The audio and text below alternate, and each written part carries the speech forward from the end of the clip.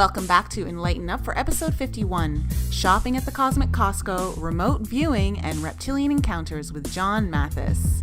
We have a very fun episode today. In fact, it's going to be one of our more lighthearted, humorous episodes where we definitely laugh a lot and don't take each other so seriously. But as it is on the spiritual journey, sometimes that's really important, and it creates a little bit of relief to some of the seriousness all the time. However, that doesn't mean that we don't have incredible experiences to share with you and knowledge. John has basically what's called Pandora's box of experiences, and he's going to share many of them with us. He's going to share some of his near-death experiences where he met George Carlin in the ethers and found out that Earth is considered the wild, wild west of soul incarnations. So what does that mean for all of us down here? You're going to find out. And also he's going to talk about soul fragment retrieval and how that actually changed some of his choices when he went back into past lives. We're going to also talk about remote viewing and how you can start remote viewing if that's something you're interested in. And of course, what does shopping at the Cosmic Costco actually mean? Well, it has to do with Earth being the wild, wild west. So let's jump into the episode and find out exactly what Cosmic Costco shopping is like. Welcome back to Enlighten Up, everyone. You guys are listening to episode 51. We are so close to our 1-year anniversary. But before we get there, we have a very fun show in store for you because we are going to be joined by, let's just say, a very unconventional guest. For our very unconventional spiritual podcast. So it goes great hand in hand. I am here today with Lisa and Michael. We are not joined by Brian, so we will miss him, and I'm sure he'll have much to say as he listens in from his car or wherever else he's going to listen into, just like all of you.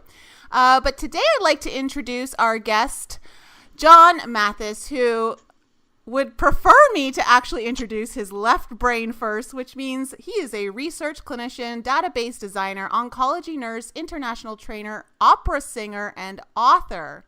However, when you bring in the spiritual side, he is a spirit communicator, remote viewer, Reiki master, near-death experiencer who saw George Carlin. And he says that his exploits include borrowing a police car, being arrested by Russian police, singing opera in 6 languages, and getting invited to the NFL tryouts while taking a whiz.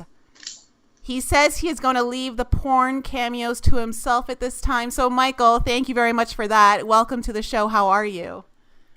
You mean John? Oh, shit. I don't know, Michael. Have you done porn? I was just like, what the fuck just happened? I'm so confused. I keep those videos deep in my closet. So I'm not going to edit this part out. John, welcome to the show. How are you? I'm fantastic. So John is good friends with one of our past guests, or I should say recent friends, because you've kind of been in passing with one of our guests, Michael Daniels, who was our scientist on here who had that Kundalini awakening. And you guys, where did you guys meet? And like metaphysical seminars or conferences? Yeah, so we both belong to Meetup and belong to the same like metaphysical groups, but we also both work at IBM. So I kept seeing his name and pop up in the circles I run in, but it damn near took us 4 months to finally find the time to actually run across each other in real life, and that was pretty interesting because we were supposed to meet from like 4:30 to 6:30, and we met from like 4:30 to 1:30 in the morning. Wow. Well, I'm gonna offer you a little bit of competition. So Michael's show is one of our most downloaded shows so far to date, at least within the amount of time that it's been on air. So let's see if you can give him a run for his money. Okay, well, Michael is coming to me as a student, so go ahead, rip it. I'm glad that let's see what happens. Yeah, well, the ego just came out, so welcome John's ego. Thank you. Yeah. So, your gifts came online very early in age, when you were still a child, but you also were part of, I guess, an abusive family. Is that correct? Yes. And so do you feel like your gifts came on as a result of some of that trauma, or do you feel they're not related? No, I totally believe they're related, but I would say early on in life, I thought, hey, this sucks that this is my lot in life. And then later on, it was, wow, I must be a spiritual badass to have selected this particular road trip. And so the onus of responsibility shifted from my parents to me, because it's like, I asked for this. I wanted this as part of my experiment so that I could learn the things I wanted to learn and do the things I wanted to do. Your gifts, like, how did they come online? Well, they came online when I was about 9 years old. I grew up with my grandfather being my primary caregiver / babysitter. So I grew up, and he was first generation German American. So I grew up speaking German and English and hanging out with Grandpa and drinking coffee in the morning and reading the paper with him. And so, I mean, he was my world. And so when he passed away from cancer, it pissed me off. So I got pissed off with God and decided I wasn't going to pray to God anymore, and God can go screw himself. And that was kind of my 9-year-old line in the sand. And then a few weeks after he passed away, I had a vivid dream where he was sitting at the foot of my bed, and I woke up, and he basically wanted to have that visitation thing where, hey, I'm okay, stop hating on God, I love you, and I'm not restricted by the cancer anymore, so be a good boy, stop hating God, and I'll be watching out for you until you get back to me. Until you get back to, sorry, you cut out. Until I get back to him, back to heaven. Oh, so basically reunion. Yeah, basically he's got my back for as long as I'm in this meat suit. That's a good topic, because Lisa and I talk about that. And Michael, you seem to think that we only have one life. You're not sure if you believe in the whole reincarnation, right? Well, I'm not certain on anything. I'm not certain if anything happens when we kick the bucket, but this is why I'm kind of interested in John today, because apparently he has a kick the bucket story. He does. Actually, it's really interesting, and it's basically like a scene out of Harry Potter. John, do you want to talk about your near-death experience? Sure. We'll go through the clinical side first. So I had pneumonia, and I was going through a weed out class in nursing school. So there were over 1,000 applicants for nursing school, and there was about 80 slots. So I was taking an advanced anatomy phys class that was designed to weed people out. And I got sick, and I wasn't going to miss class. I didn't want to get weeded out. So my grandmother once described me as a mule with a nail in its head, that being that stubborn. So I just kept pushing, and finally I was just really beat up. Went to the doctor, and I had a 104 fever. I had whiteout in all 5 lobes. And they said, you need to go to the hospital immediately. So, of course, I went home, took a shower, had a strong cup of coffee, made a nice, proper English breakfast, and then headed towards the hospital. Somewhere between home and the hospital, I lost consciousness because I came to in the hospital parking lot. How I got there, I don't know. Obviously, I drove. But I don't remember any of the trip. And then the next memory I have is I'm actually sitting in the emergency room, and the doctor is holding a piece of paper in front of me with like an X and a line. So it's like, okay, I guess I'm supposed to sign this. So I signed it. And then the next thing I know, it was nearly 3 weeks later. Oh, But, you were in a coma for 3 weeks? Yeah, so basically what happened is I had pneumonia, and it was so bad that it irritated my lungs. And so I got something called acquired respiratory distress syndrome, or ARDS, which 50 to 60% of the people who get ARDS die from it. The quirky thing about ARDS is that it's a major organ system, and we don't really understand what the messaging pathway is, but when one major organ system shuts down, the others kind of say, oh, okay, it's time to close up shop. So when my lungs shut down, my kidneys and my heart did the same thing, which is why I needed to be on life support because, the rest of me was quite fine. Not quite dead yet. Anyway, I was on life support, and my body blew up to a little over 400 pounds.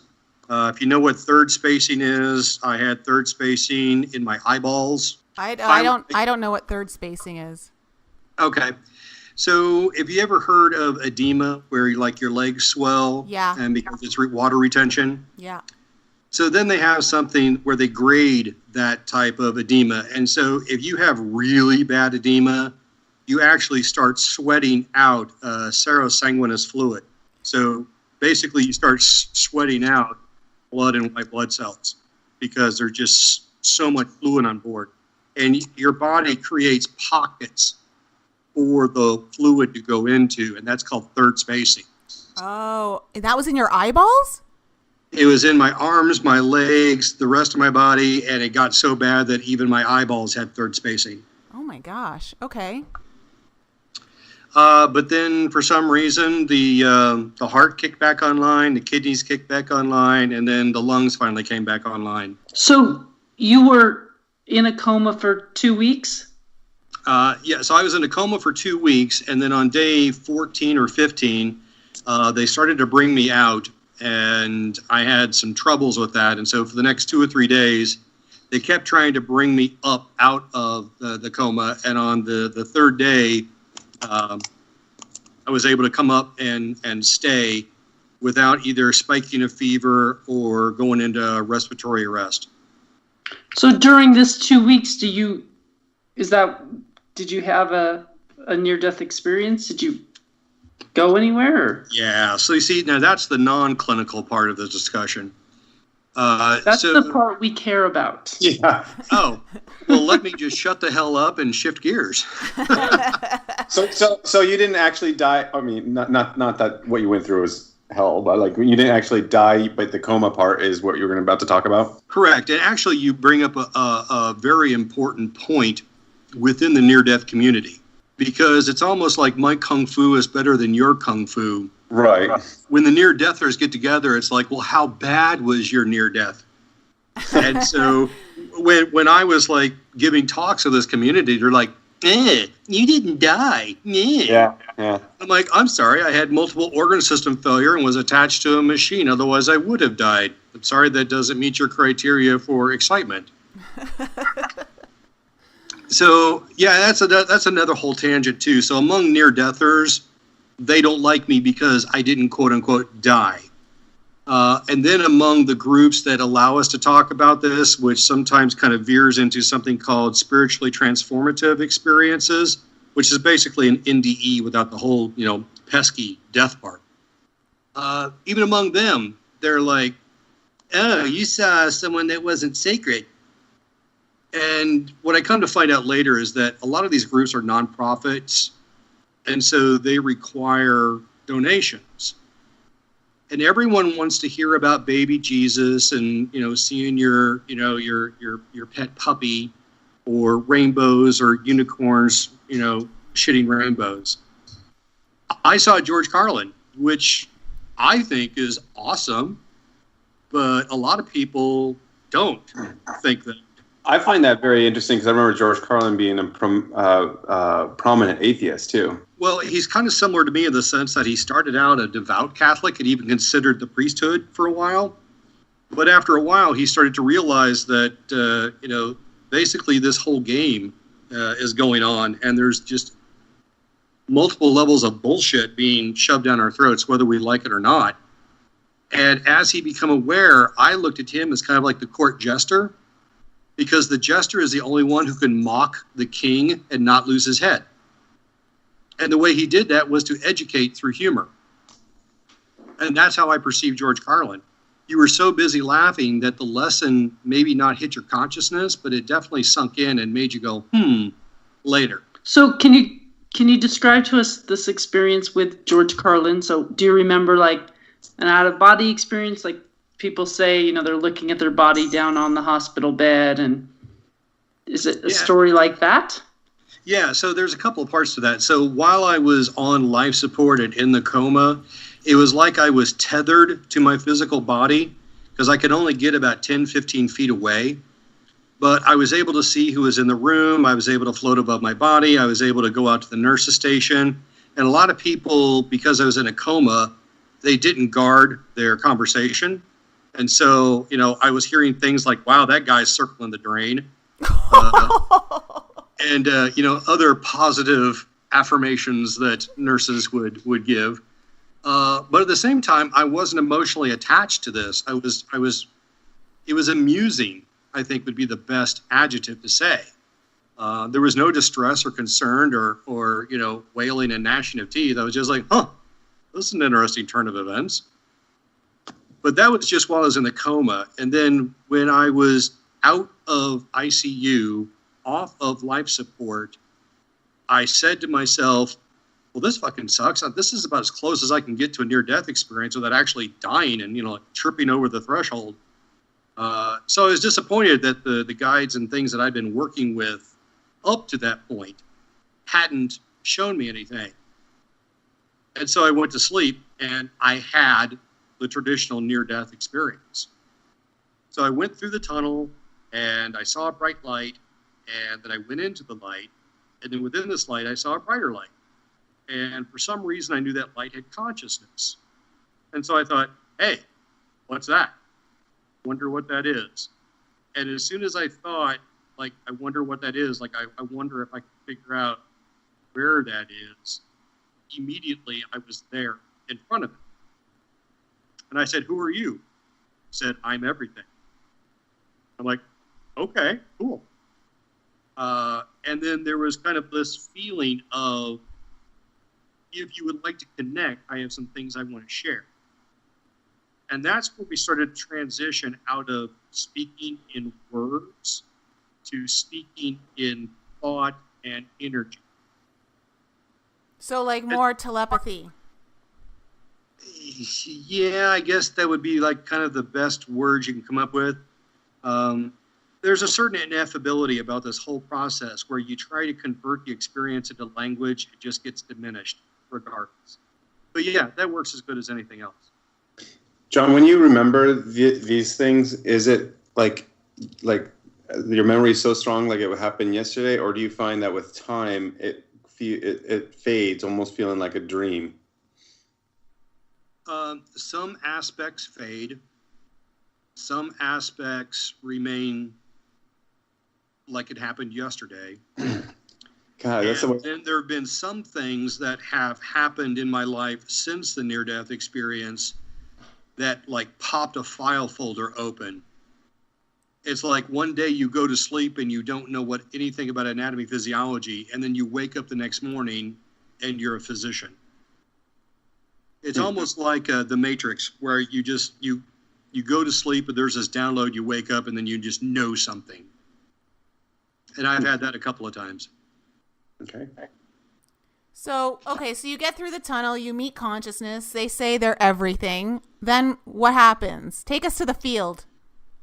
So then I'm like, okay, so he offers to connect, and I'm like, sure, let's connect. And there was just like this rush, like you've just come over the top of the arch of a roller coaster. And everything accelerates, and all this energy and all this information comes flooding in, and you're just like, whoa! And that's when this light converted itself into a human-looking person, and then it became George Carlin. And the interesting thing is that George Carlin wasn't dead. So whatever this thing was, it knew to show itself to me as George Carlin. Because, if I saw Jesus Christ or Kuan Yin or Buddha, I'd be like, what the fuck is this? Because I don't know if these people were real or if they were just really good stories that just got perpetuated. So I saw what I needed to see.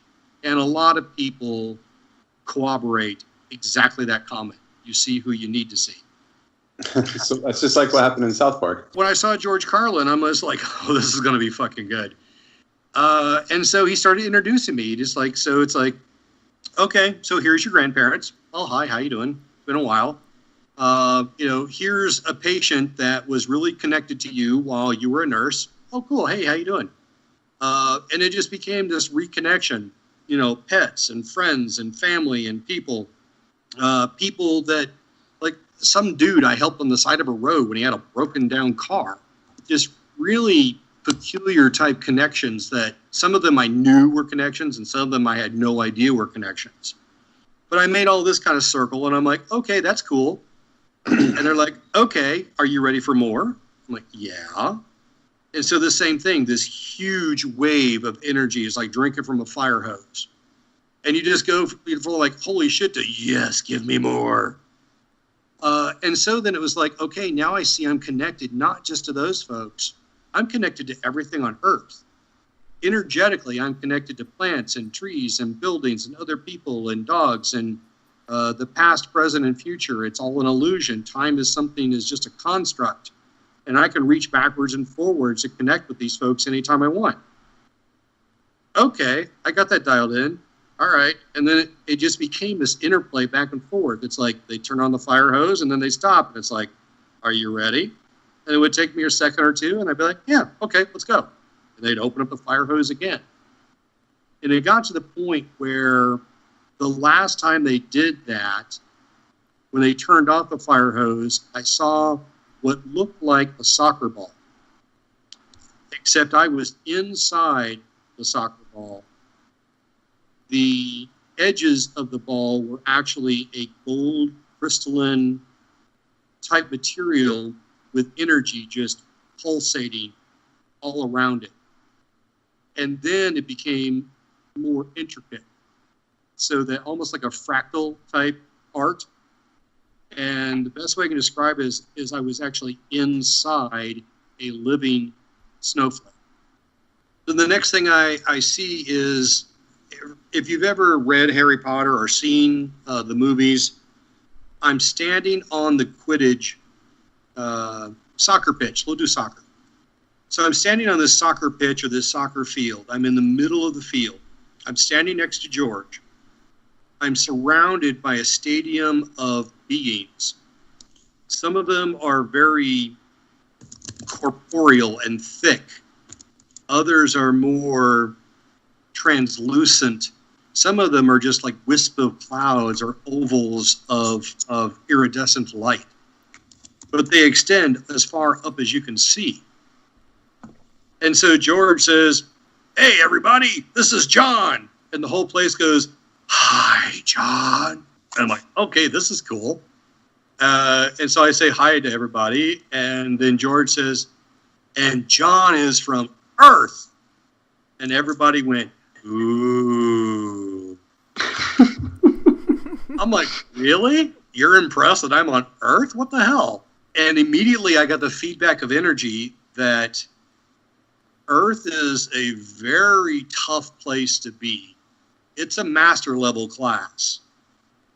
And I didn't understand that. And so I got more energy back. And it was, you can incorporate into a purely spiritual existence. You can incorporate into a purely physical existence.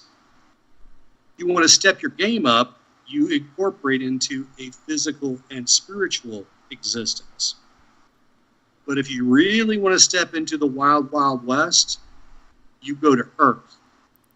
Okay, that's amazing because Lisa and I have always said, and actually I've never described it. We've never described it as the wild, wild west. We've described it as like the school of hard knocks here on Earth. But like Lisa, this place, it's no joke, right? I think that's what I usually say. This is no joke. This shit's hard. Well, and that's what blew me away, because I was like, you guys are impressed about Earth? And they said that, there are some souls that absolutely refuse to incarnate here. They would rather spend tens of thousands of years studying as opposed to incorporate into this place one time. And I was like, why? Why is this place, why do you perceive this as such a scary place?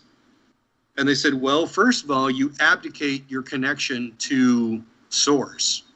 Second, this is one of the very few places where you can incorporate both in a physical and spiritual component, but the people around you can lie and be deceiving and deliberately work against whatever soul contract or whatever before you step into your meat suit, you kind of go to the Akashic Records or the Cosmic Costco or whatever in the hell you want to call it. The Cosmic Costco? That's a good one. Yeah, the Cosmic Costco. It's like, okay, yeah, give me a couple of helpings of abandonment. Oh my God. One divorce experiment. Give me a bankruptcy plan, and give me all the players that will be necessary to institute that plan. That's awesome. I've never thought about it that way, but that makes complete sense to me. Yeah, so you grab your grocery list, you grab your meat suit, and you get ready to pop in. And then at the last second, your mentor or spiritual guide or guru, guardian angel, whatever the hell you want to call them, they kind of step in front of you and they're like, "Hey, you sure you want to do this?" You're like, "Fuck yeah, this will be great. Let's go." That's what Nicole and I say. I remind us that, okay, at some point we thought this was a good idea. Let's just keep that in mind. Well, it is. Well, okay, according to what you've just said, apparently to all our listeners out there, whoever's listening, each and every one of you, we're all rock stars for coming down to this planet right now. Each and every one of us. and that's what I tell people. That's what I tell people. It's like, each and every one of you is a spiritual badass motherfucker. Because your ascended master or guru or whatever would not let you step into this plane if you couldn't handle it. But the trick of it is that you abdicate your connection to Source. Yeah, so I went to a Catholic grade school, high school, and college. Sorry. Yeah, no doubt. I saw a couple You know what? Stop, Lisa. I actually enjoyed my Catholic school, so. I got thrown out of my junior high school religion class because I told the nun I had no respect for Jesus. Oh, well, I got thrown out of my grade 12 religion class, so we have something in common. I got thrown out of law classes, but I still enjoyed it. Well, I guess we're all in good company then. Yes, yeah. Rebellious. All right, continue. Well, I told Sister that I told Sister Madonna, of course. I told Sister Madonna, I said, I'm not impressed with Jesus because he came down knowing full well that he was connected to God. And she said, well, explain yourself. I said, well, it's the difference between being poor and being a millionaire pretending you're being poor. We come down here being poor. Jesus came down being poor and knowing he was a millionaire. That's true. So when we abdicate our connection and our knowledge that we're connected to Source and that we're part of this grand divinity, life looks fucking hard. It looks impossible at times. And so with this near-death experience, I realized, holy shit, we're all ascended masters here. We are all badasses. Otherwise, we couldn't have incarnated here. Now, we may have chosen to incarnate as douchebags. We chose to incarnate as presidents of the United States. But we're all here to play a role and play a part. And sometimes a hero needs a villain. you can't measure a hero until you see the villain that he's beaten. Ah, okay. Well, this is true, and this is the whole reason why we have duality, is so that we can learn to appreciate that which is good, that which makes us joyous. You know, you can't appreciate the light without the dark. True. But I also think, because when I tell people that my belief is that everyone who's here on this rock right now is a spiritual all-star, they start pulling out examples. Well, what about Hitler? Well, what about Trump? Well, what about Weinstein? I'm like, yeah, they're all douchebags. But look what they have inspired. Would we have had the Million Woman March without help? Would we have had the Me Too movement where women are finally asserting their authority without the Me Too movement? Sometimes you need to kick people in the ass to get them off the bench and get them into the game. Well, I don't know if I agree with you on some of that. I know Michael's going to say the same thing. I don't necessarily agree with the Me Too movement because I think it's hijacked.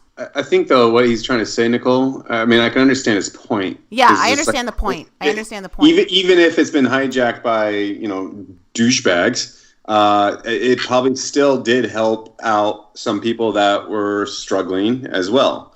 So I can understand that side of the point. You know? I agree. It's helping people to find their voice and to start standing up for what they believe in. A lot of things start off good and then get hijacked by douchebags. Yeah, absolutely. That is the human experience. Well, I never thought we would see a representative come out of Texas that was female, Latina, and lesbian. Oh, yeah, I saw that.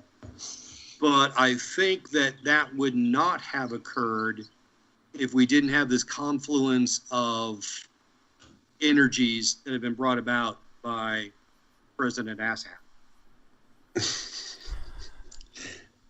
I like our president. I concur with Michael. But I like our president for the fact that he has overturned the status quo, that he has made people realize that we can't use the same thinking that we used with other presidents. And I like the fact that he's got this. There's so many Americans are just these lazy assholes that will like, oh, I'm clicking a button, so I'm an activist. No, sometimes you got to get dressed, get off the couch, get out into the sunlight, and show up with a crowd of other people. And I think that our president has inspired that. And so from that level, I truly appreciate that our president. And again, that could be easily said about so many things. Like, I think, if you're a huge pro Donald Trump fan, the only reason Donald Trump is there is because of Barack Obama. Yeah. And Hillary Clinton too, for that matter. It's like, I agree with your line of thinking. Absolutely. Well, I think if you try to decide on a Democrat or Republican side, you're trying to argue which end of a dog turd is the cleanest. Exactly. 100%. 100%. Definitely agree. But okay, so take us back to the Quidditch match or the soccer game where everyone's oohing and aahing about you being from Earth. What happens next? So I get this energy exchange about how everyone here is a spiritual badass and we all have roles to play, and we couldn't have gotten here unless we had a guide that basically said, okay, you can handle it, go. And so after I was in that kind of like mutual appreciation energy, this kind of like flow, this like, wow, I'm really happy to be here and I'm glad you guys are here. And they're like, wow, we're really glad you're here, and the sacrifices and challenges you're willing to absorb as we learn from you. It's almost like we're reality TV for the spiritual realm. But as this kind of like reciprocity was going on, all of a sudden I started hearing something. And I don't know how else to describe it in human words because I really hate her music. But it sounded like Enya style music. It was very ethereal and light and kind of wispy, but it was flat out gorgeous. I like Enya. No, I hated Enya. Oh my god! It's like everything you don't like, John, I'm liking. No, I hated Enya. I listened to that my first year massaging in a massage therapy spa, and I just about wanted to put knives through my eyeballs. If you listen I to like over it. and over again, you'll end up hating it. Sorry. So now, Michael, you'll probably end up saying that you don't like people who channel. How about that? I don't know. Well, yeah, I've had a few problems with some past guests, or at least in the past that I believe were bullshitting us, but I'm not sitting there. Like, I try to, like, this is something I've told Nicole and I think Lisa too, is like, I just try not to be sitting there on a throne saying, I'm so certain about this and I'm so certain about that, just because I think that's where most people get into trouble. Well, actually, I'm getting a message right now. Damn, Michael, how many pets have you had in your lifetime? Just one. Who's a fish? Who's a fish? I have no idea. Seeing a fish. No idea. Michael, you had a fish, and you flushed a fish while it was still alive. No. Oh my God! And it's talking to me. It's saying, Michael, I was just taking a nap. Don't flush me down the toilet. Now you're bullshitting me.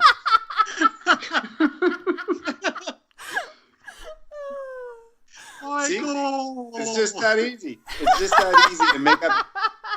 It's You just just that easy to proved make it up to stories. him. I love it.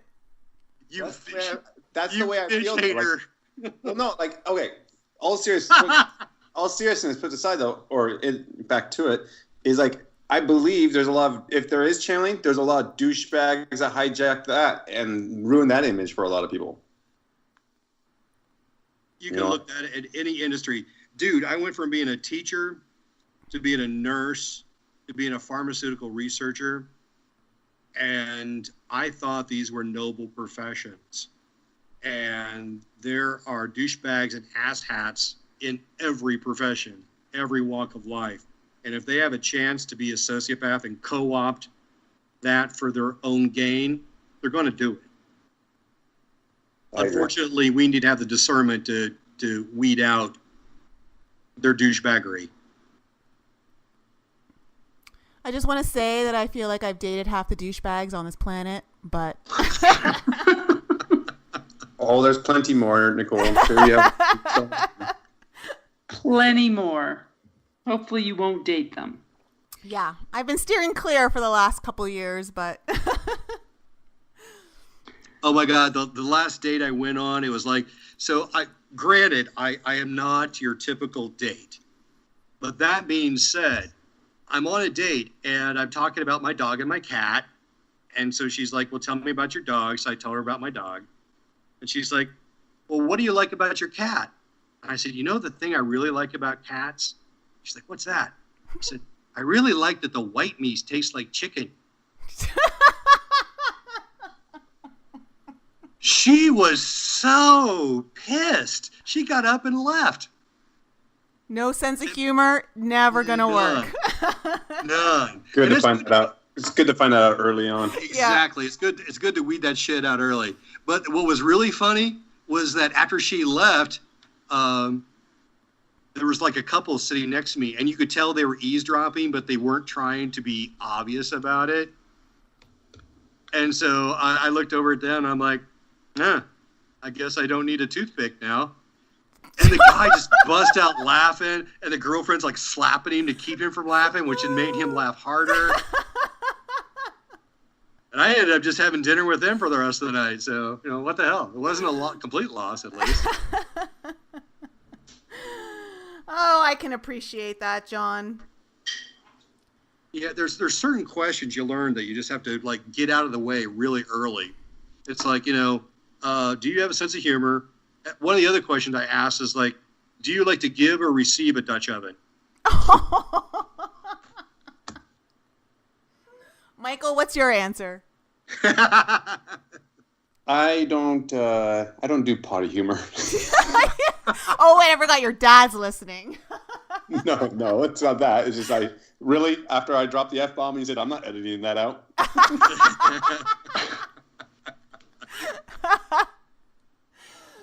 It's okay. Denial is admission, just in another way. I just like to talk in a respectful way when I know my parents are nearby. Luckily, That's what's going on with you. Yeah. Now I get it. yeah. Luckily, me and my father have such a debaucherous conversation style that I just don't give a shit. So it's take it or leave it. If you don't like it, leave it. If you do, yay. There you go. Fleas come with the dog. Exactly.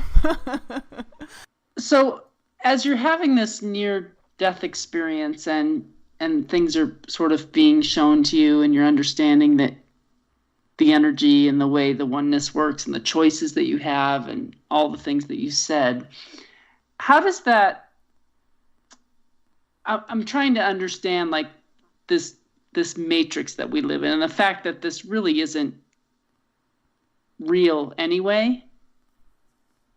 And I'm trying to understand like this, we come down to earth to try this stuff, but where are we really going and what is it that we're really doing? Because it's, from what I, know and understand, this isn't even really real anyway. It's a manifestation and a hologram of our own mind. So how does that work? Do you have any clarity on that? Wow, how much crack have you smoked? Not much. Just kidding. So a lot of this discussion has been about my near-death experience, but that happened when I was 36 years old. I got on this metaphysical train at 9.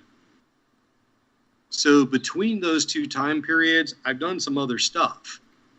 And to answer your question, I'm going to have to leave the near-death experience and talk to you about my experience with astral projecting. Are you okay with that?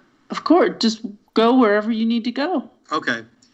Well, it's weird when you talk to people. It's like, oh, I totally believe in Yeti and Bigfoot and UFOs. I'm like, I had a near-death experience. Like, what are you, a crazy dude?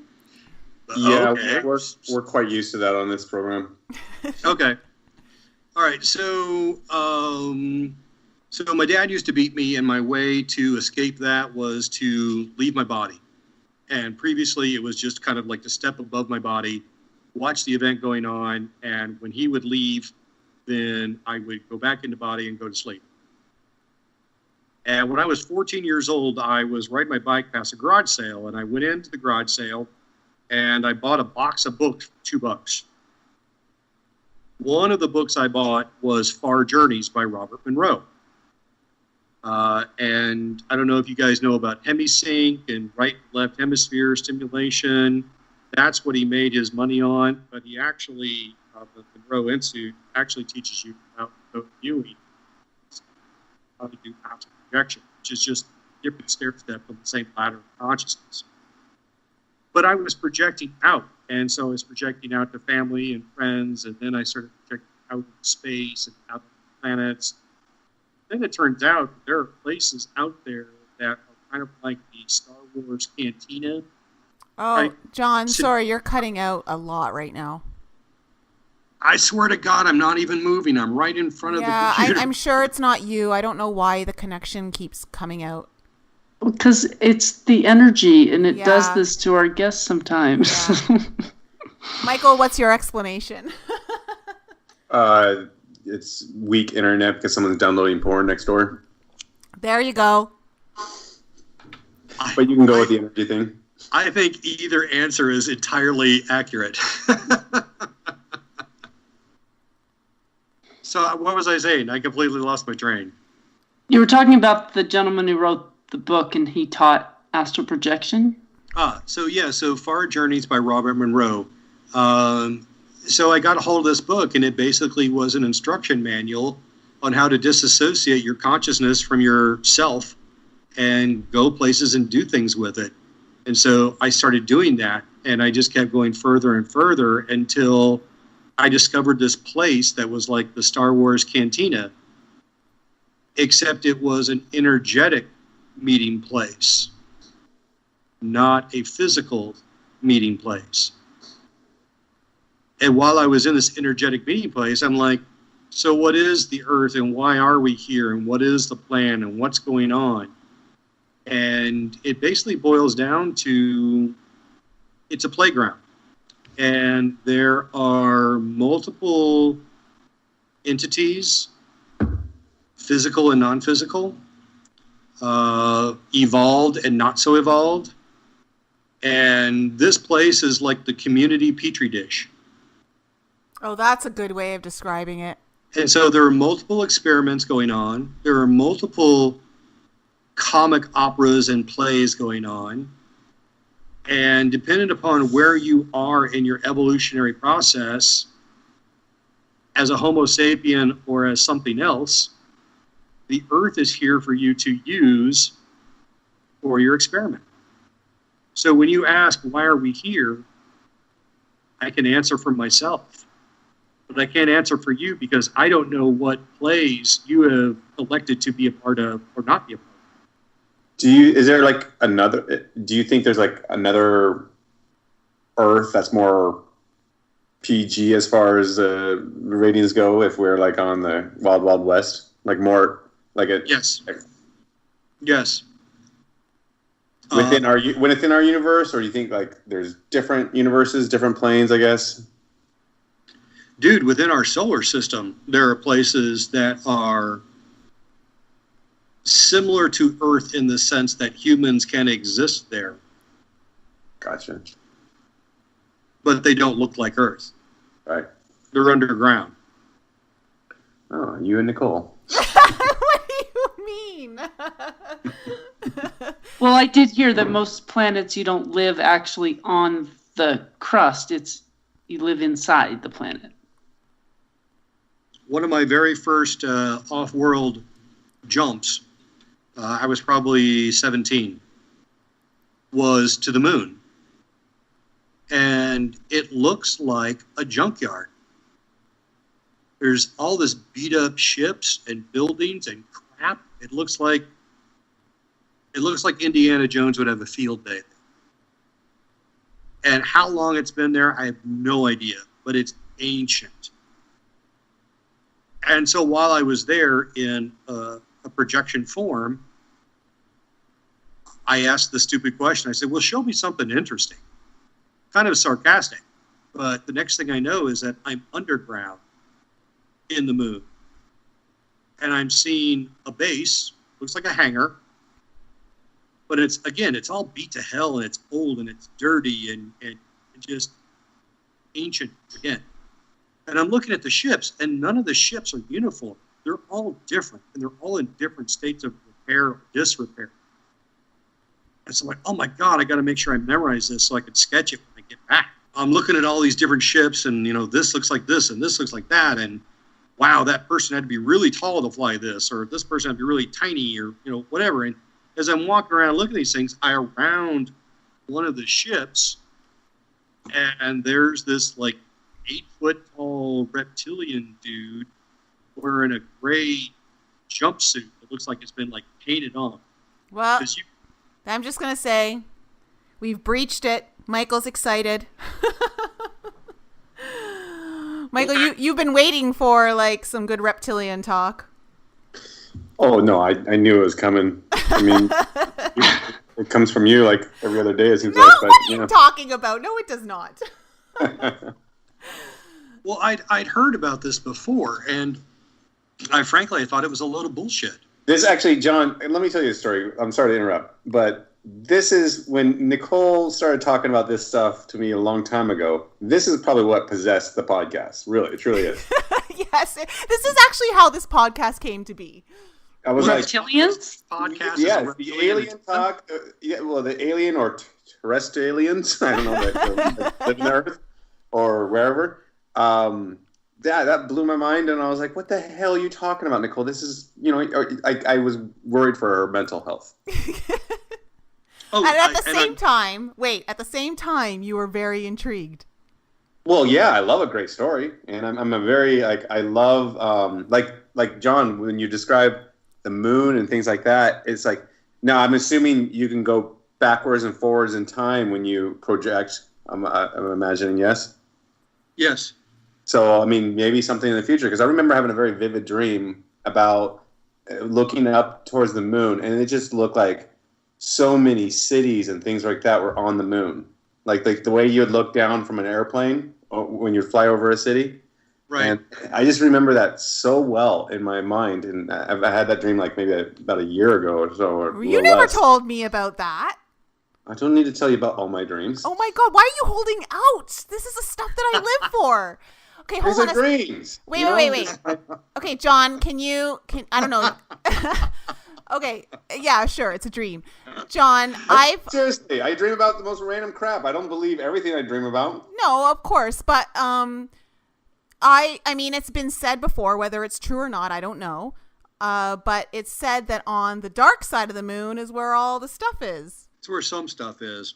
Underground, under the moon is where it all. Do you know what a Buckminster or what a buckyball is?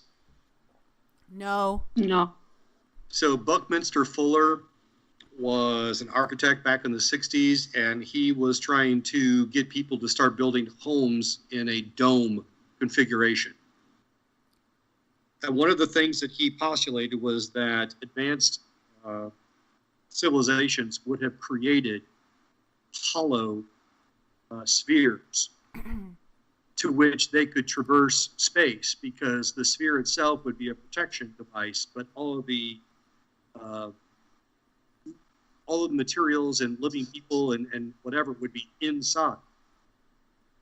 And if you look at some of the things that have been going on with the moon the past couple of years, we've been like hurling rocks at the moon and listening to it rain. So sorry, listening to what? Listening to the moon ring. Oh, okay. A couple of years ago, literally a couple of years ago, I think probably 2014 or 13, we had a satellite that was going to go around the moon and look for this weird oxygen that was, instead of O2, it's an O3, and also to scan for water. And after it did this thing, we were going to then crash it into the moon because it had served its purpose. But some would argue that the real purpose was to hit the moon and see what would happen. And allegedly, the satellite crashed into the moon, and when it did, the moon resonated for nearly 2 hours, like something that was hollow. Oh, okay. So this would then explain that there is something indeed inside, that it's not solid all the way through. I think the moon is an enormous duck blind that showed up a few 100,000 years ago. A duck blind? Yeah, when you go hunting ducks, you hide in a duck blind so that they don't see you. Kind of like camouflage. Yeah. It looks like a space object, but it's artificial. I've heard that the moon is artificial. I've heard that.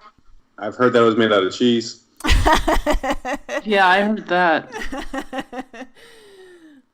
So when you did this astral projecting and you went to the moon, because there, time is an illusion and all that, was it at the same time that you were in, or was it future or past?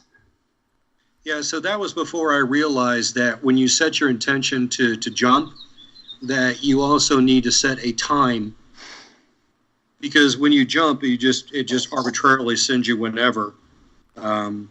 So you learned how to navigate the time to make sure that you're going in the now, or were you choosing to go in the future or the past? So I actually was trying to figure out what the hell was going on with the pyramids and the Sphinx. And so I was jumping there, and I was going back 1,000 years at a time. You know what this reminds me of, John? I hate to interrupt too, but like, if you're an avid watcher of Game of Thrones, it's like, the tree. Do you watch Game of Thrones, John? No, I don't. Oh, okay, so Nicole, do you know what I'm talking about with the tree and Brandon? Yes, and the raven. And basically, it's the same exact scenario that you're talking about. You go back and forth. Now, one question I have, because of that show, they couldn't influence the actions that were going around them. It was like they were just like ghosts, if you will, just watching things happen. Could you influence and interact with when you jumped around? Yes and no. So when I jump back and forth and look at things that are going on, I'm a total observer. But there was a time when I was doing some ghost hunting, and I would jump to the house the day before we would show up as a group, and I could interact with the ghosts.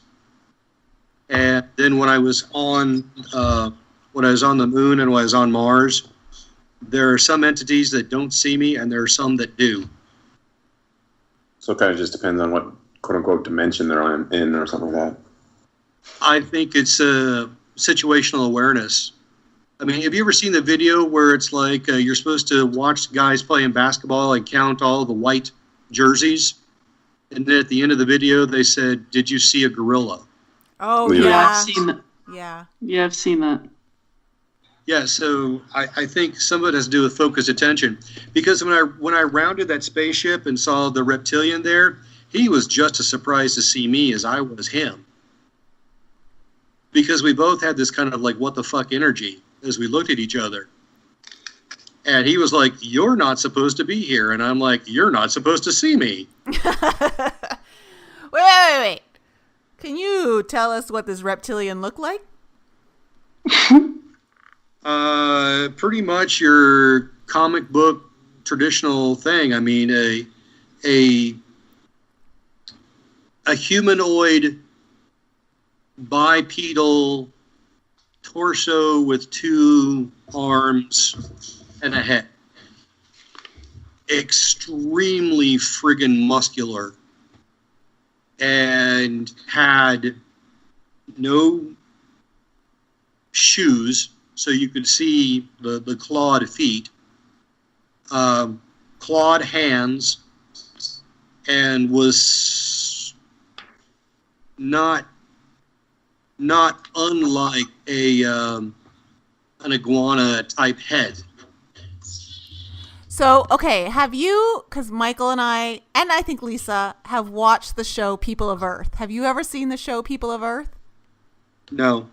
Oh my God, John, you need to watch the show People of Earth. And to all our listeners, if you're into this stuff and you can laugh at it, you got to watch People of Earth. So, what color? Are you going to ask it, Nicole? What? There's humans walking around that aren't truly humans. Like you pull the skin off and they're actually reptilians. Do you believe that, John? I've heard that. It's like a bunch of like bloodlines or really reptilians. I don't know. I've never seen it. I'm still enough of being from the Missouri state that I got to see it. I got to touch it. I got to, play with it before I figure out what it is. And sometimes that quote unquote seeing, touching is done when I'm projecting. But I can tell you that I have not seen any kind of shape shifting other than the movie They Live with Rowdy Roddy Piper. But I can also tell you that I have seen reptilian entities under the earth and under the moon. Interesting. Is that all you have to say, Michael? Well, I got tons, but we only got like 25 more minutes, so I'm trying to keep it down. But oh man, no, I could definitely hang with you, John, and have like a very entertaining night. On tequila. Michael, let me throw you a sentence I throw at people, and then I kind of gauge the look on their face on whether I need to get out of Dodge before they issue a restraining order, or whether I can keep talking. I mean, believe me, I've been tested with these two that are on here. So, well, entertain us. We'd like to hear the entertaining night on air. Exactly. So, okay, so here's my sentence. You ready? I will astral project back to a previous lifetime, introduce myself to myself, explain why they are about to die in a very horrible death, and why it's necessary for our soul's growth. I then give them Reiki during their death process so it doesn't hurt as bad. And then I project back and do a self-assessment to see if that was an improvement or a diminishment. Of what? Of how you were of how you're feeling? It's or? like Back to the Future. Like he tweaked the history to see what the future is going to be like. Well, I mean, because you're saying because you carry over these experiences from previous lives, so you're doing this to help yourself in this life. Well, he's also like administering basically energetic health care to his old self just before he's about to go through a very traumatic death experience so that he can come out of it okay. And he's explaining to him why he needs to go through this death experience for his soul's evolution. Right, I understand that, but so has it changed how you feel? Has it had any impact on this current life that you're in? That's a good question. I think that, so I'll tell you, so the longest time I would have this dream where I'm standing on the side of the Titanic as it's sinking. I've got 1 foot on the Titanic and 1 foot in a lifeboat. And I'm hoisting people one at a time onto the lifeboat until I get to a point where I'm realizing, we're running out of room. And I'm still helping people over, but I'm realizing I'm about to run out of space. And then I get to the very last seat. And I look at the line of people still waiting to get on the lifeboat. And then I try to decide, do I take the last seat? Or do I put one more person on and then I go down with the Titanic and everybody else? And I would say for maybe 8 to 10 years, I would have this dream and I would go down with the boat.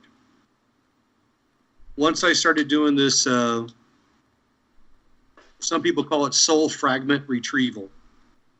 Well, once I started doing this self-healing, the dream changed and I get on the last seat.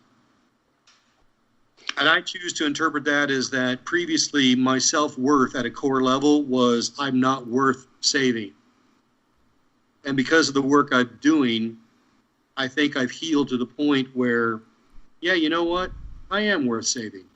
That's actually a really cool point to bring up, because I think we've talked about this on a previous episode, but that this whole idea that loving yourself means, or even just love in general, whether it's you or maybe someone, your family member, an intimate partner, that love is sacrifice. And, you know, what I've learned is that love isn't sacrifice, but that's like a false idea of what love is that has been projected on us. And it's something that you learn that, you know, when you think about it, you started to realize how much you were capable of affecting change in the world and how many people you were able to help, that if you had saved yourself, you'd be able to continue that work. But by sacrificing yourself, all those people that you could have helped now don't get that help.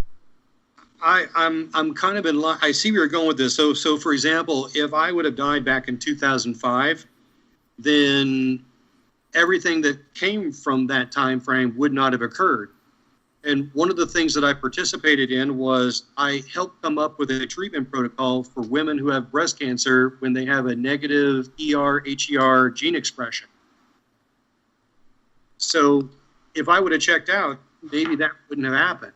But I can also tell you that while at that time period, I felt it would be noble to fall upon my own sword, the wife I had at that time would have just bitched at the blood stain I would have left on the carpet. So isn't that though like the reflection of many relationships when it comes down to it? Well, and I was guilty of being a fixer. You know, I'm a guy, so I fix things. I was just say that's like a guy thing. More so, yeah. Like want to fix everything. But I became a teacher right out of college, and when I came out of college, my goal was to teach ancient medieval literature during the school year, and then sing summer stock opera. But while we make plans, God laughs. So, what is your your view on God and this capital G God that so many believe in? I don't know. That is one of my constant mental chew toys. Can you go back all the way? I mean, so if you had so many lives, like if you are on that type of train, like Lisa and Nicole, can you go back to the OG day, like your origination day?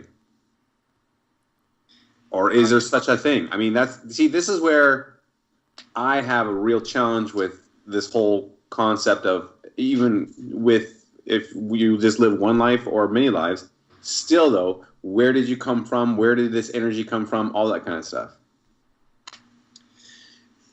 So I've uncovered about 14 previous lives, and I've explored each one of them in a certain degree of detail. Some of them on a lot of detail, and others just kind of a cursory look.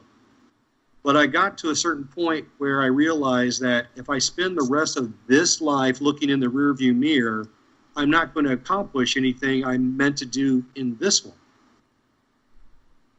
So I stopped. Okay.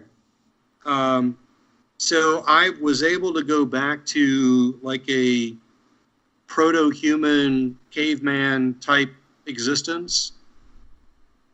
But I've also been told by other folks that my very first incarnation was not on this planet, but was within the Sirius star system, close to 100,000 years ago. That's verifiable. Thanks a lot for that.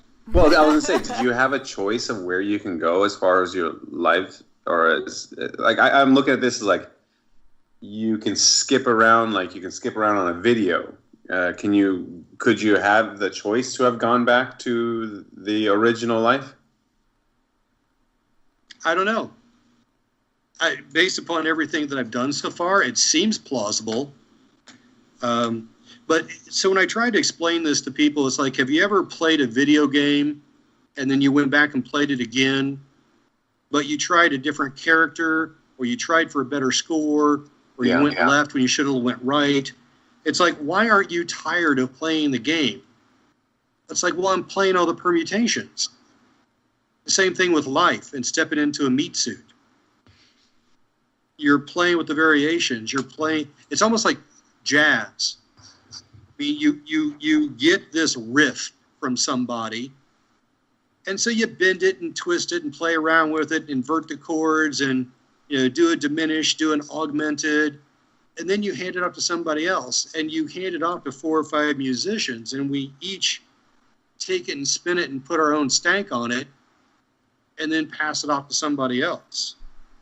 Or if you look at it as cars and drivers, I mean, you put Mario Andretti into a 78 Pinto, there's only so much he's going to get out of it. Conversely, you put a 17-year-old fresh out of driver's ed into a Formula One, I don't think he's going to get it out of the pits.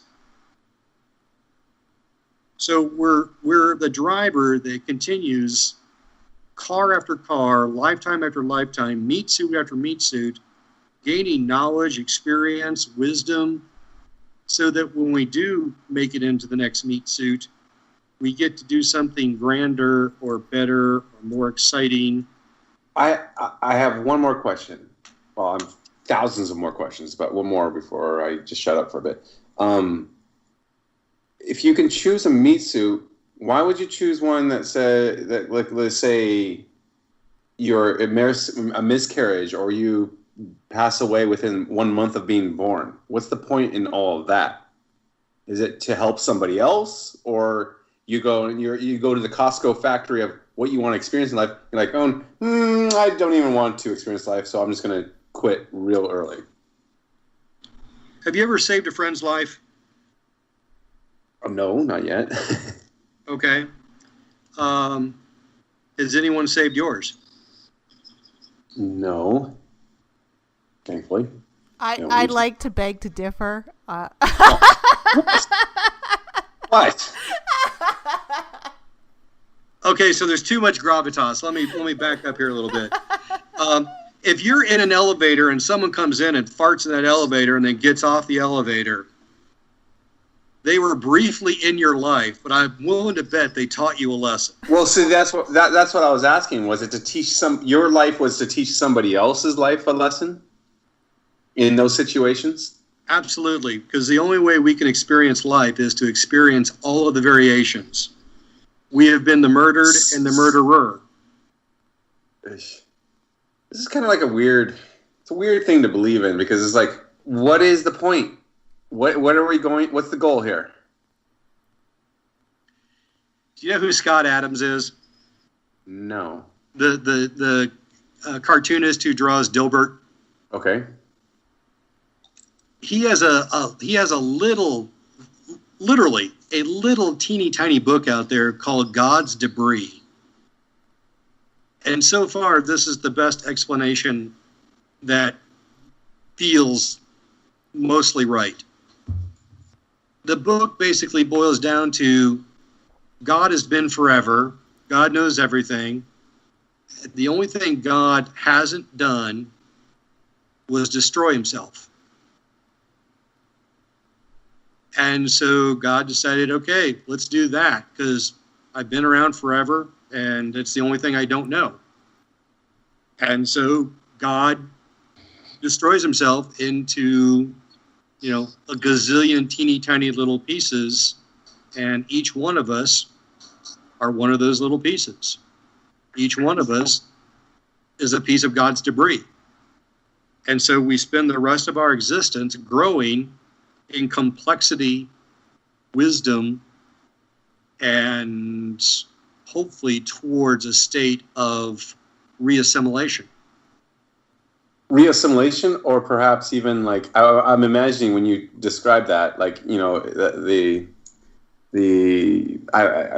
just thinking of like a random worm type thing that you cut in half and it becomes 2 worms, and you cut those in halves and they become 4 worms, so on and so on. So it's like, I'm just kind of spitting this out of my head, but like, it could be like God destroyed himself to make many other gods, or stars destroys itself to make other stars, or reassimilate. Yeah. Because if that's what you're saying, John, then all of us are connected, and I like to think that way too, and that we'll all become back to that one perfect being, if you will, that is all powerful and almighty. So that's perhaps why when Lisa asked you, what's your take on God? Well, it's hard to explain, because God is everything, like what we keep saying in our lives. To me, God is unconditional love. And when I experienced that, I realized that my marriage was not that. My childhood was not that. In fact, I had not experienced unconditional love in this lifetime at all. And so when I came back, I still had that emotional IQ. It's like, once you know what you're missing, then you spend the rest of your life looking for it. That's very true, actually, because, I had that experience in a meditation during my 10 days of silent meditation, where I understood what pure bliss, joy, happiness, love was, where I was content with everything, didn't need to change anything, didn't feel a need to change anything about myself, anything about my surroundings. I was happy exactly with the way everything was. And knowing what that feels like gives me some sort of gauge of where I am in my life now, and if I'm even close to that, because that was such a surreal experience to be able to tap into that, because up until that point I had no idea what love was. I had no idea. I thought I knew, and then when I had that experience, I knew I had never known love yet in my life. And so I really resonate with what you just said. I feel like that love is super rare. I feel like you'd be super blessed if you actually experience that love. Okay, but why do you think it is? That's supposed to be our natural state, though. That feeling Yeah. of bliss is our natural state. I'm not saying it's impossible. I'm just saying it's super rare with today's current environment. Absolutely. Absolutely. Well, that's what makes this coming to Earth so difficult as well. We don't have that remembrance, like John said, of being connected to Source and what that feeling of true bliss and love is. John, what's your take on the Bible? Good source of entertainment. Specks of truth in there. I had a professor of English tell me one time, writing is the art of rewriting the rewrite you've previously rewritten. Yeah, no kidding. I think the Bible is a collection of oral traditions from wise individuals that has been Through repeatedly... through the telephone game of written down?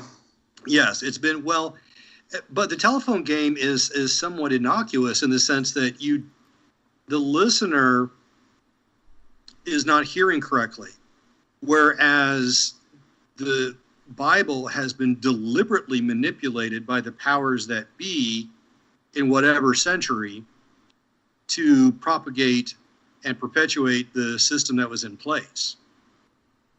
So, the previous one I don't think has any malfeasance. It's just a question of, did you turn your hearing aid up? Whereas the other one I think is a deliberate attempt to manage the sheep. Yeah. Have you read any of the Gnostic texts? No. The Nag Hammadi? This is all new to me. Are you familiar with the Council of Nicaea? Yeah, again, all new to me. Yeah, I haven't even heard of that. 1972. Yeah, you should know the Council of Nicaea, Michael. Okay, how about this?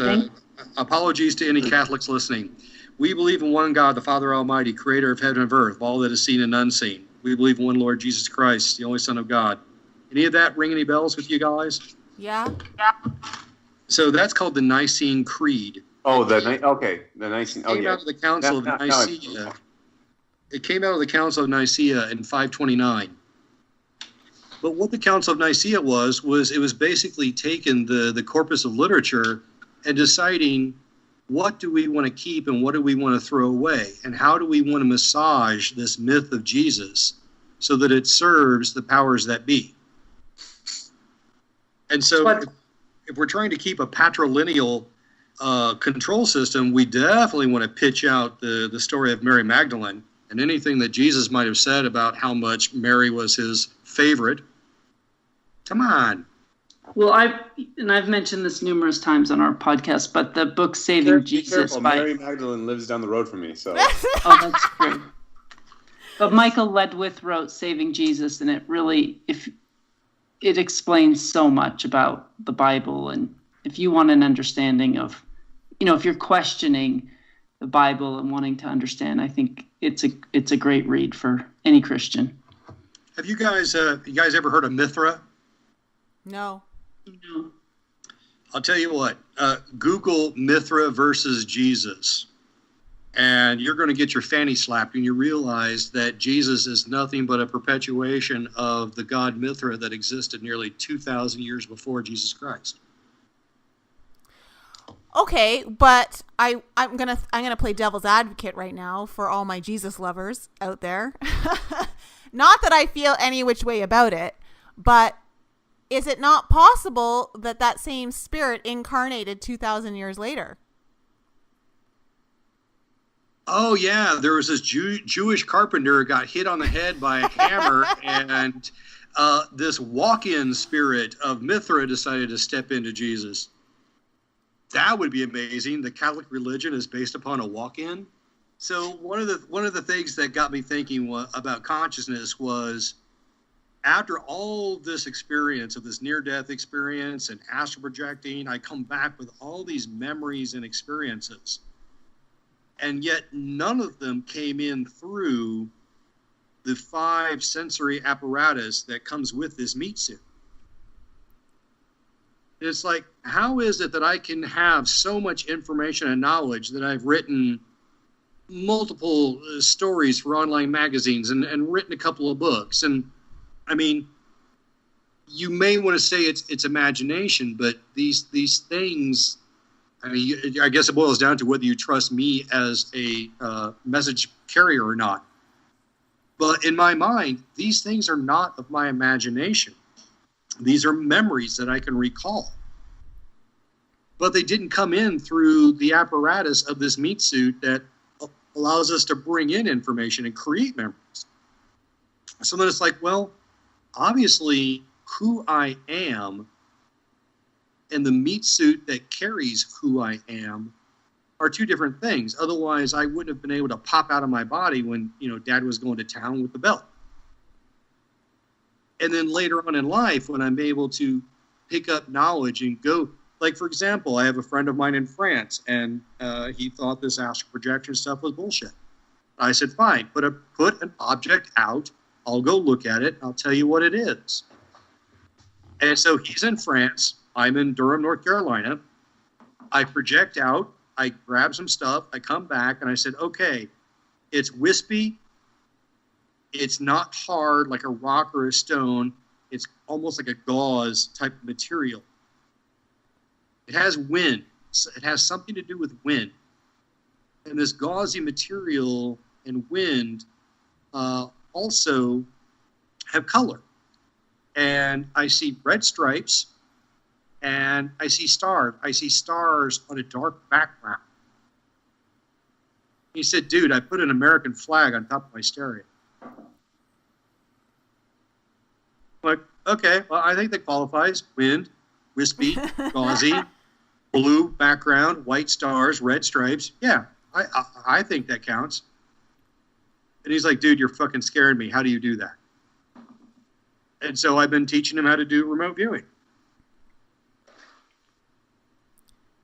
Okay, this is actually very interesting to me because I don't think we really talked about remote viewing other than like astral projection. But remote viewing's different than astral projection, is it not?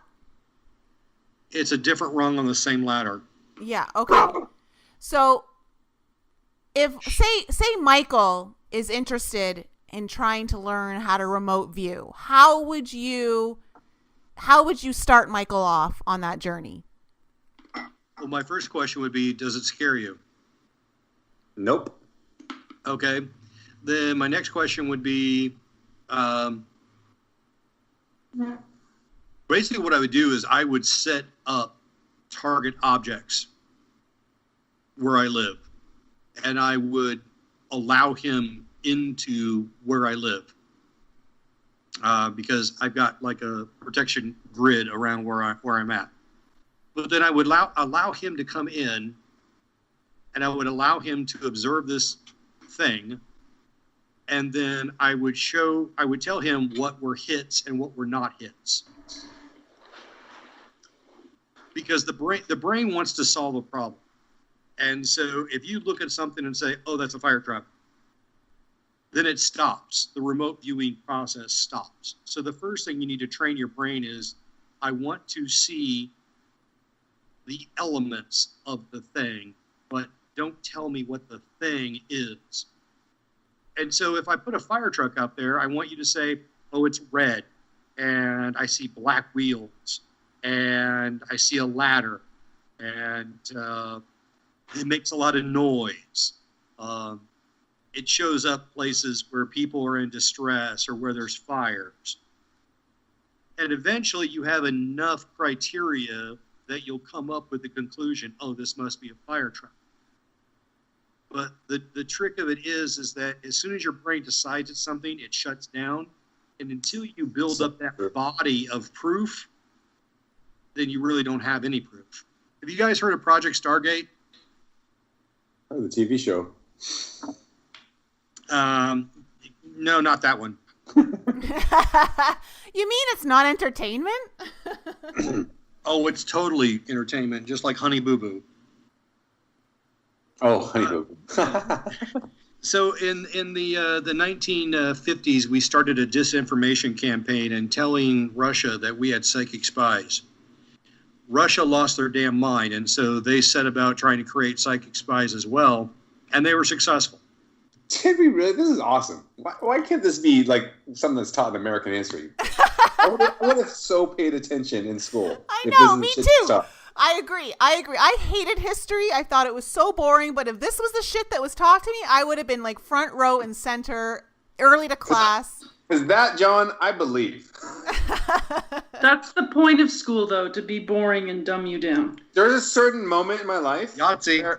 There's a certain moment in my life where, like, for at least 2 months of my life, where I did not believe we had landed on the moon. I believed it was all staged, and I still sometimes even teeter back and forth on that belief. So it's like, if we did do this stuff for propaganda's sake, show it to us. This is a fascinating stuff. Well, so yeah. Wait.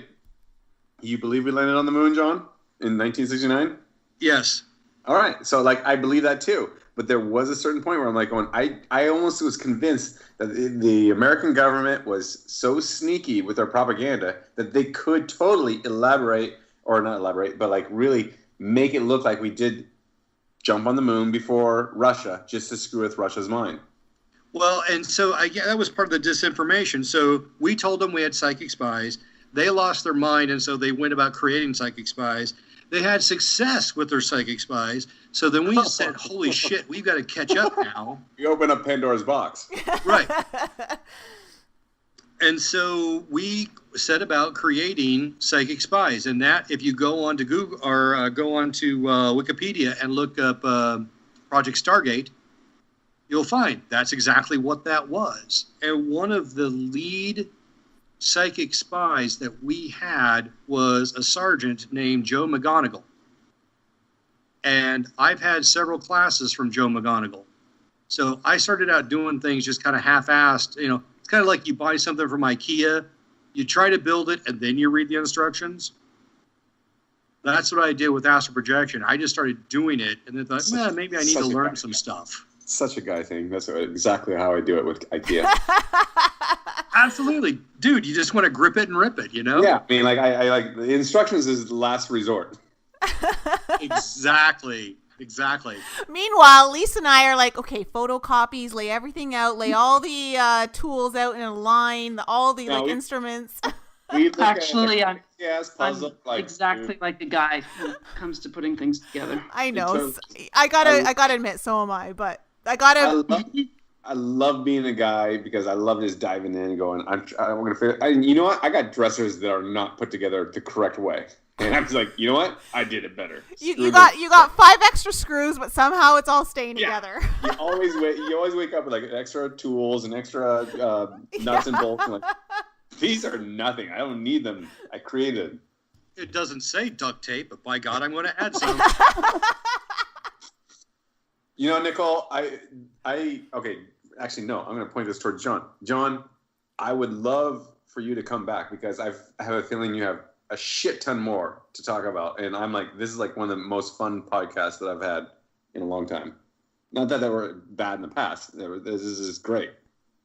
But wait, he's not done. I want to hear about Project Stargate. I know, but like it's getting late, so I'm just throwing the invitation out there just in case. Thanks for the invite, but it's like I'm being told, it's like, okay, dude, you're the last one at the party. The food's already put away. Get the fuck out. No, the food's still here. I'll open up a fresh bottle of wine. Let's do this. I still have half a bottle left. Well, a third. No, but this is fascinating, and I love talking about this stuff. This is what I thought. This is what I believe the show is best when it's like this. So how about this? All the stuff I've told you, can I tell you what scares me? Oh, yes, please. So I was part of a group of paranormal investigators. We went into an insane asylum that started business in the 1880s and wrapped up business in 1970s. And there is some stuff there that has never been human, and it does not like us people at all. And I got punched, I got scratched, I got a fever, and one time when I got pissed and pushed them, they followed me out of the building, into my car, and down the street for almost 6 blocks before it finally pulled away. That was some scary ass shit. And that's why when I do ghost hunting now, I jump in as a energetic being and not as a meat suit. I'm much more vulnerable as a meat suit. So this leads me to the next question. Is there such evil energies out there? Like I was going to ask you if you believe in hell or demons, things like that. Yes. Yes to both. But I don't believe like a degradation of an energy that we were, and they just keep going down where we are trying to go up.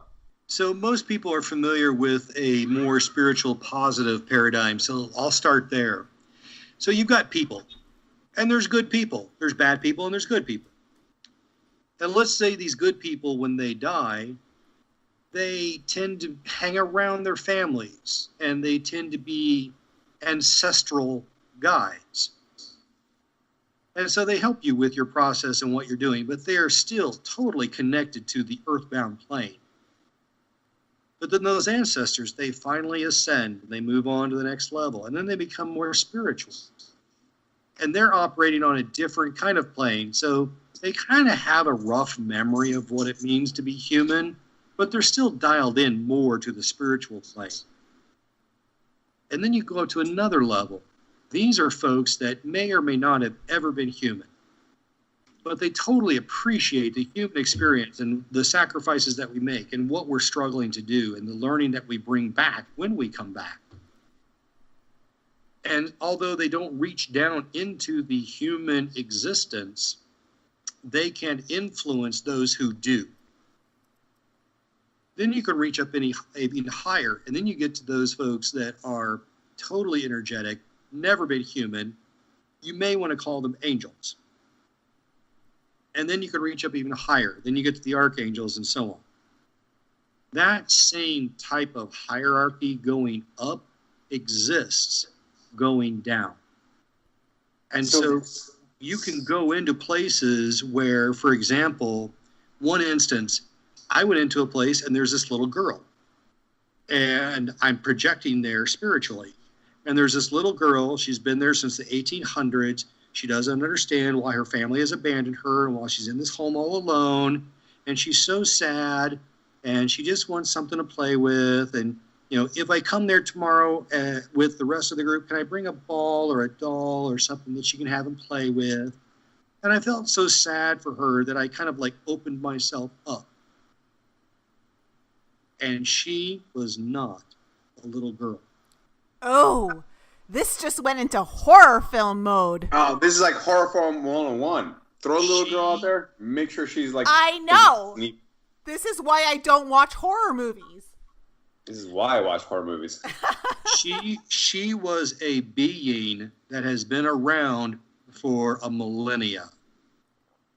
And her MO was to find out what is the chink in your armor and project that so that she can get you.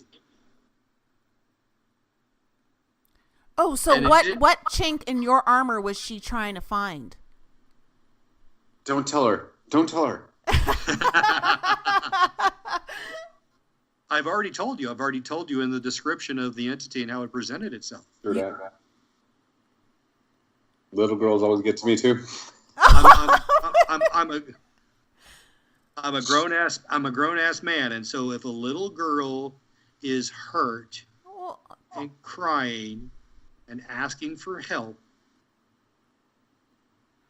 what are you going to do? Okay, this kind of creeps me out a little bit because, Lisa, remember I told you about a dream I had where there was a girl, or maybe it was you who had the dream of a girl in the car. I might be mixing it up.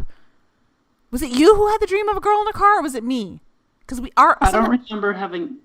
You have to give me more details. Okay, so I had a dream. I'm pretty sure it was me. Sometimes Lisa's and my stuff gets mixed up in my head.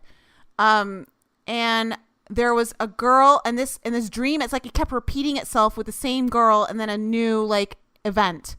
And the girl, it was a little girl in my car, and she kept trying to reach out to me to help her. It's like she was a cry for help, and I was skeptical of who this girl was because I wasn't sure yet. Like I don't know. There was something inside of me that was telling me, don't just give in to this, question it. And at some point there was like an evil spirit, dark entity that kind of flooded in after I kept asking questions that took over the girl's body and revealed its true nature to me.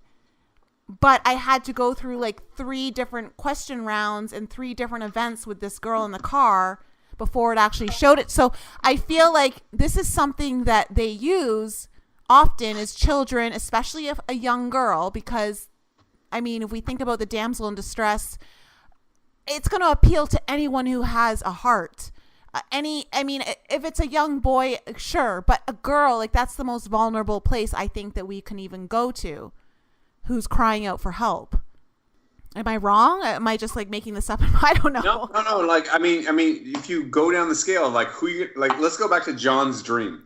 You're on the Titanic. You got to save somebody. You're pretty much starting with a little girl. And then working your way, like the little girl is like the most vulnerable to John and my eyes. I would imagine Nicole and Lisa, your eyes as well. But like, if you had to save out of 4 people, little girl, little boy, adult woman, adult man, you're saving the little girl. It's like, that is... It's programmed into us to do that, yeah. Exactly. Yeah. That's why Walking Dead started off with a little girl zombie. Just saying. Oh, see, that's why I don't watch that show. I just can't.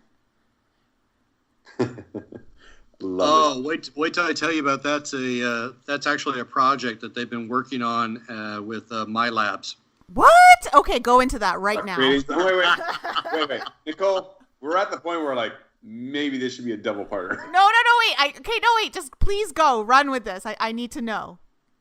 Okay, so you know the body's engine is a cell, and the cell's engine is the mitochondria. Yes. So the mitochondria runs on an energy cycle that is the Krebs cycle, where you're basically taking ADP, converting energy to ATP.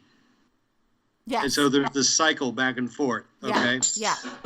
What if I told you that we have created nanotechnology that creates that ADP, ATP energy release cycle? Well, I would believe it. Michael might not. I think Lisa might believe it. I don't know. Tell me more. Okay, in 1998, I was part of a clinical trial where we were taking intestinal cells, converting them to stem cells, and then whenever we injected those cells into a thing, those cells basically looked at what was next to it and became that. So this one clinical trial, we put it into a horse's eye that had got a scratch. I mean, this was a very well-known racehorse. And this racehorse got its cornea scratched and couldn't race anymore. So in a desperate attempt to rescue this investment, the owner volunteered the horse for this clinical trial. And so we put this material in, and on one side that faced the cornea, it became the cornea. On the other side that faced the epithelial tissue of the inside of the eyelid, it became the inside of the eyelid. And so we had to actually surgically cut out that material to release it and then create a protein barrier so that we could then focus just on the cornea. And then we were able to repair the cornea. And so this tissue, these stem cells become whatever they're next to. So then that became, well, if we can make cells from this material, can we break it down even further? And how can we perpetuate cells? Because again, the thought process was, what if we could extend the human life to a couple hundred years? And we were looking at the ends of the telomeres to see how we could extend them or propagate them so that the aging process decreased. Okay, we've talked about telomeres on this podcast back in February with Augie Nost and how they're responsible for our aging or non-aging process. Uh-huh. They're the hour clock of our life. Yeah. That's a great analogy, Michael. Well, it wasn't. I didn't make it up. I mean, that's when I studied telomeres. That's the every analogy out there. It's like your telomeres can accurately tell you pretty much when you're going to kick the bucket. What if I told you that we have an artificial way to create them and inject them through a protein-based virus that we have pulled from your own stem cells? And so your body doesn't even recognize it as a virus. So we have no immune response. We deliver this virus to where we want, and we then inject your cells with this artificial telomere, which will never shrink. Oh my God, that just explains so much that will debunk Michael's chemtrail theory. No. Oh, fuck you with the chemtrail stuff. I mean, we really need to dedicate a friggin' podcast to this bullshit that you keep spouting off, and all your fanatic, creepy people that go off their goddamn rocker about, oh, chemtrails, oh, you're an asshole, you're just programmed by your college. Fuck off. And I hate the fact that I have to use so many cuss words, but this really is like, ugh. Don't worry, your dad's not listening, apparently. You probably will in this one, most likely. Sorry, Dad. No, Hey, I said, Michael. oh, the chemtrail thing just. Hey, Michael. See, Nicole knows my triggers, John. I do. And It's Nicole like we're knows married. that. Michael, we should take this offline because I have a great uncle who belonged to Project Blue Book. And we talked 4 or 5 times, and before he kicked the bucket, he basically gave me a download. Chemtrails are for freaking real. John Mathis, you got a virus. You downloaded a virus. I'm telling you that right now. But I'm also telling you, the chemtrails aren't exactly what you think they are. Okay, let's. That's a whole different podcast. Let's get back to the other topic. So when I had my time in the soccer pitch and was talking with George and then heard music, I actually followed the music. And I became surrounded by what looked like to me as ovals of pearlescent energy. And they were singing this beautiful, etheric, gorgeous music. And I've been singing since I was 6 years old, so it's almost like another language to me. And so I started singing along with it. And then there was this shift where I went from singing music to being music. And I totally was divorced from my human experience. And I sang with them and just did that weave and that sharing. And as soon as I was like, yeah, I want to do this forever, they're like, nah, no, you got to go back. And so they decelerated me and brought me back into my imaginary meat suit, brought me back to George. And I looked at George and he's like, yeah, you got to go back. But then I turned around and an angel was there. And this angel had escorted me back from being music back into a decelerated state. And so I was able to look down and I was back into what looked like my body. But this angel put a hand on each side of my shoulder, looked me in the eye and said, "You belong to us now." And I don't know exactly what that meant, but when I came back into my corporeal body, that's when the poetry and the writing and the skin cream and the talks and the podcast and the radio, that's when it all started going. So anything you want to provide as far as a conduit for information, I am so willing to share and disclose, because this is the wild, wild west. And there are people whose sole intention is to wake up. I'm sorry, you had me at skin cream. It rubs the lotion on its skin, or it gets the hose again. I knew Michael would say that. So now we've gone back to skin cream, which then I'm going to take it to porn. Yes, full circle on Michael's porn stash of himself in his closet. Let's not talk about circles and porn. So, Michael, so I don't know if you've seen any of the porn movies I've been in, but I'm only shot from the waist down, so you really can't tell it's me. Right, okay. Yeah. Oh, shit. Oh, my God. Catholic school upbringing prevents me from watching your dirty videos. Also does the fact that his parents listen to this podcast. Yeah, that's the only reason. I don't think they do, because I'm not sure if they're really interested in this anti-everything thing Well, that you got. apparently your dad went from loving me to thinking I'm Yeah, crackpot. well, that's because your social media commercials are so penetrative. Good And word. did I use that purposely? Yes, you did. Yes, you did. I'm hearing a bass riff in the background. Don't chicka don't boom.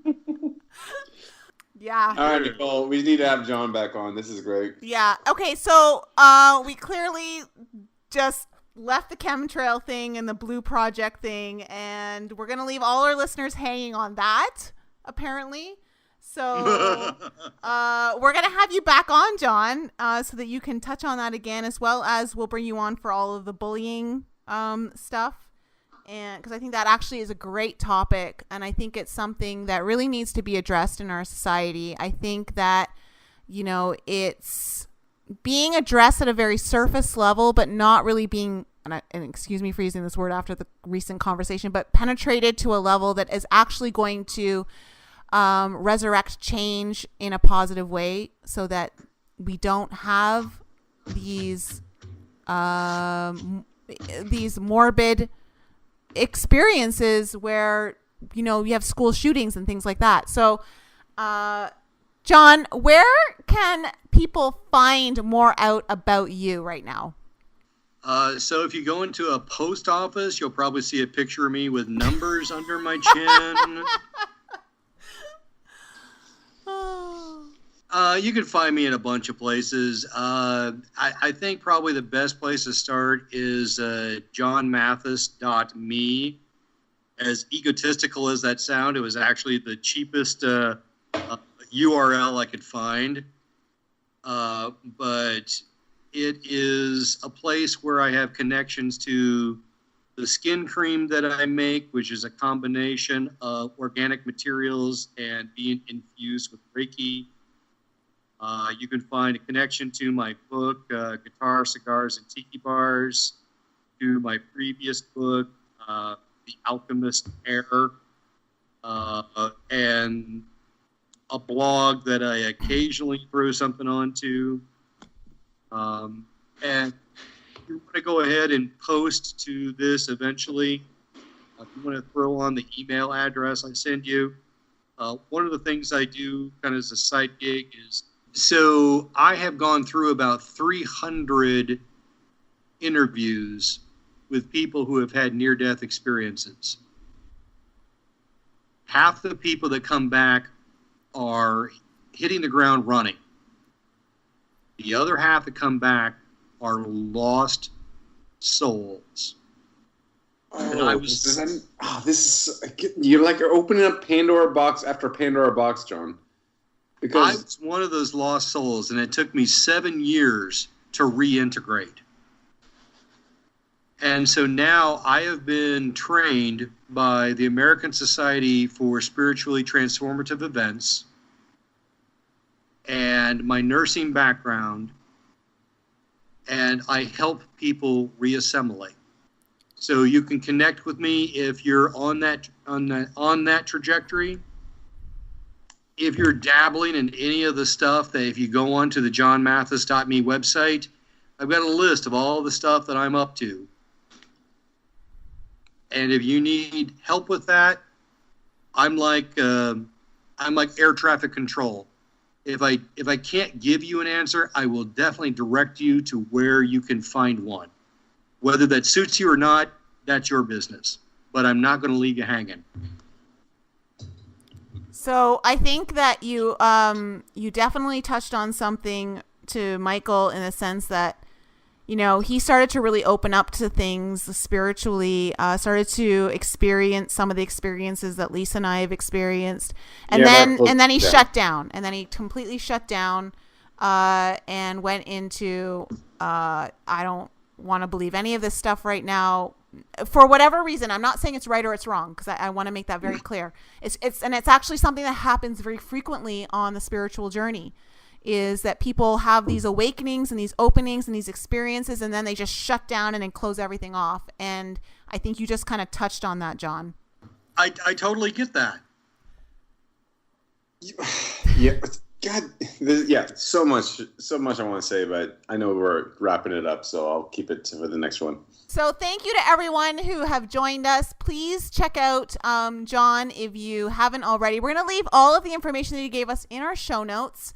And John, you are going to have to come back very, very, very, very soon so that we can continue this conversation and finish what we were talking about on Project Blue Book and Project Stargate and all that other stuff that we just didn't really get into because Michael doesn't believe in chemtrails, but that's okay. So we're going to get into all of that later on. And to all of our listeners, thank you so much for joining us on this journey. We're doing this because, you know, some of us have these crazy experiences and we want to share them with you so that you don't feel alone and you don't feel like you're crazy as we all feel like we're crazy. And if you do feel crazy, you can come here and find out that you're in good company and sometimes be made fun of by Michael and Brian. And Crazy. You're so crazy. And right now, without the label, you're still crazy. Yeah, but we're entertaining as fuck, and that's what matters. So thanks everyone for joining us. If you need to, please email us at info@enlightenup.us. If you need any more information, please go to our website, enlightenup.us. And don't forget to follow us on all social media, Instagram, Facebook, Twitter, and YouTube. We are so happy to be here and share our experiences with you all. And John, thank you very much for being here with us today. It was very fun and informative and quite a journey, to say the least. Thank you very much. You guys are more fun than a puppy with two beaters. And on that note, have a great night, everyone.